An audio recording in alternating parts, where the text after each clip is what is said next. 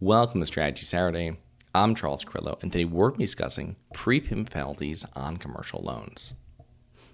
Have you always wanted to invest in real estate but didn't have the time, didn't know where to find the deals, couldn't get the funding, and didn't want tenants calling you? Since 2006, I've been buying income-producing properties in great locations that provide us with consistent passive income while we wait for appreciation in the future and take advantage of tax laws while we're waiting. And unlike your financial advisor, we invest alongside our investors in every property we purchase. Check out investwithharborside.com. If you like the idea of investing in real estate, if you like the idea of passive income, partner with us at investwithharborside.com. That's investwithharborside.com. One of the major differences between residential and commercial real estate loans are prepayment penalties. Prepayment penalties are standard on most fixed-rate commercial real estate loans, and they greatly impact the total cost of paying off the loan. A prepayment penalty is designed to preserve the lender's anticipated profits on a loan. If the investor pays off the loan prior to the loan's maturity date, they will most likely have to pay some form of a prepayment penalty. Most fixed-rate commercial real estate loans have a prepayment penalty, while most floating-rate commercial real estate loans do not. So what types of prepayment penalties do commercial real estate loans have? Well, there are several different types of penalties. Number one is lockout periods. Now, a lockout period occurs when a commercial real estate loan cannot be prepaid in any form until the specified period expires. For example, a 5-year lockout period. This includes making additional principal payments during the lockout. Number two is fixed prepayment penalties. A fixed prepayment penalty charges a set fee if a commercial real estate loan is paid off prior to maturity and within the applicable time period in which the penalty is in effect. Usually it is a percentage of the remaining loan balance. For example, a fixed 3% prepayment penalty for 5 years would mean that if the borrower wanted to pay off the loan within 5 years, they would need to pay off the loan in full plus 3% of the outstanding loan amount. Number three is step-down prepayment penalties. I have found step-down prepayment penalties to be the most common prepayment penalty when dealing with local banks. This declining prepayment penalty charges a percentage of the outstanding loan amount similar to a fixed prepayment penalty, but the percentage decreases over the prepayment penalty timeframe. For example, a common prepayment penalty on a 10-year loan is 5544332211. That means that in the first 2 years of the prepayment penalty is 5%, and then in the years 3 and 4 of the loan, it is 4%, and so on. I recently sold a property that had a 3-2-1, meaning the first year it had a 3% prepayment penalty that dropped to 2% in year 2 and 1% in year 3. Yield maintenance prepayment penalties. Now, this is a more complex prepayment penalty. Yield maintenance is typical with agency loans, and it is a prepayment penalty that borrowers pay to lenders to compensate for the loss of interest resulting from the prepayment of a loan. Yield maintenance is intended to discourage commercial borrowers from prepaying the loan. Yield maintenance is calculated by taking the loan's unpaid principal balance and multiplying that by the loan's interest rate minus the current U.S. Treasury yield with a similar maturity date.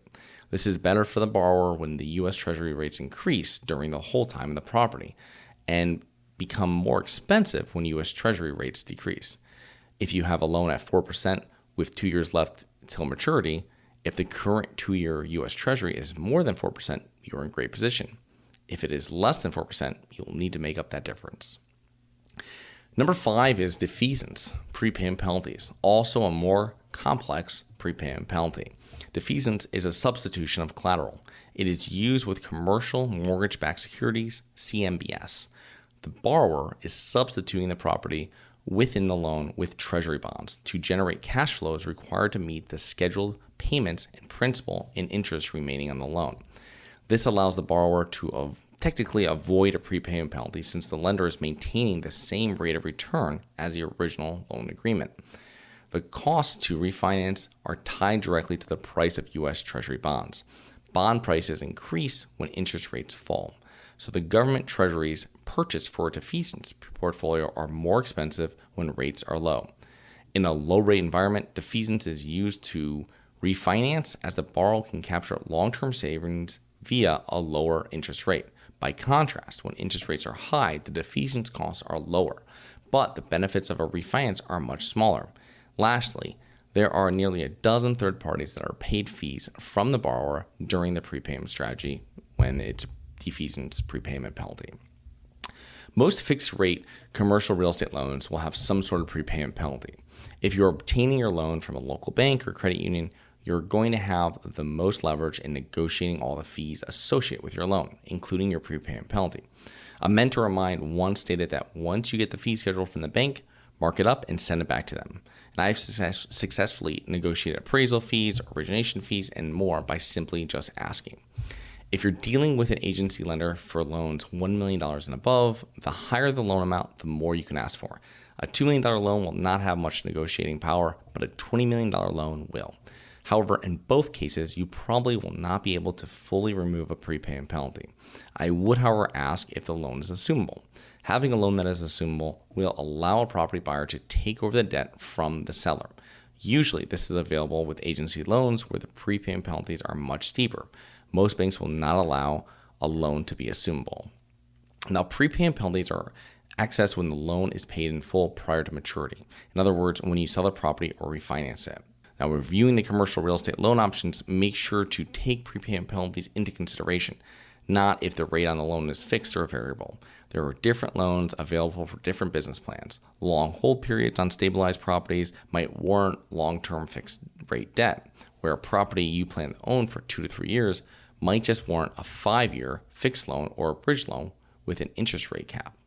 So I hope you enjoyed. Please remember to rate, review, subscribe. Submit comments and potential show topics at globalinvestorspodcast.com. Look forward to 2 more episodes next week. See you then.